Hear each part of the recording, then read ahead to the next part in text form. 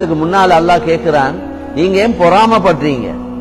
பொறாமப்படக்கூடியவங்களை பார்த்து அல்லாஹ் கேட்கிறான், அஹும் யக்ஸிமூன ரஹ்மத ரப்பிக், அவர்களா அல்லாஹ்வுடைய ரஹ்மத்தை பங்கு வைக்கின்றார்கள் என்று கேட்கிறான். பொறாம பயங்கரமான ஒரு நோய். பொறாம மிக பயங்கரமான நோய். அது எவ்வளவு பயங்கரமானதுண்டா, எங்களோட அவ்வளவு அமலையும் மண்ணாக்கிடும். எவ்வளவு தான் தஹஜ்ஜத், பேணுதல், பக்குவம் எது செஞ்சாலும் அவ்வளவையும் இல்லாமக்கக்கூடிய ஒரு செயல் தான் பொறாமை. அல் ஹசத் யஅகுலுல் ஹஸனாத் கமா தஅகுலுன் நாரு அல் ஹதப். நபி சொன்னாங்க, பொறாமை எப்படி நெருப்பு விறகை சாப்பிடுமோ, பத்தி கொண்டிருக்கிற நெருப்புல பெரிய பெரிய விறகு கட்டைகளை போட்டா கொஞ்ச நேரத்துல சாம்பலாவிடும். எப்படி நெருப்பு விறகை சாப்பிடுமோ அதே போல பொறாமை எல்லா நன்மைகளையும் சாப்பிட்டு விடும் என்றார்.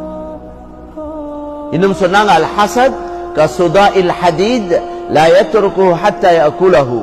பொறாமை இது இரும்புல பிடிக்கக்கூடிய கரைய போல. இரும்புல கரை பிடிச்சா அந்த கரை இரும்ப விடாது, முழுமையா இரும்பு கரும்பாவிடும்.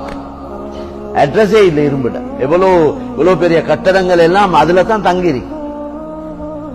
அதனால அல்லாஹ் எங்கள் எல்லோரையும் பாதுகாப்பானாக. இய்யாக்கும் வல் ஹஸத்.